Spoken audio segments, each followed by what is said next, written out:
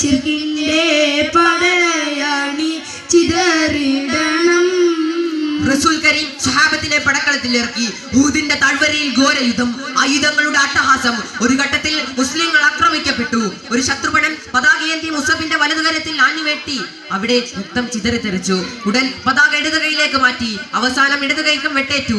അങ്ങനെ ഇസ്ലാമിന്റെ പതാക താഴെ വീണു പോകാതിരിക്കാൻ തന്റെ ഒടിഞ്ഞു തൂങ്ങിയ ഇരു കൈകളും മാറോടമർത്തി പതാക ചേർത്ത് പിടിച്ച് അദ്ദേഹം യുദ്ധാങ്കണത്തിൽ ഉറച്ചു നിന്നു. പക്ഷേ ചീറി വരുന്നുണ്ടമ്പുകൾ നേരെ, മാളു പിളർത്തി വലിയവ കീറി.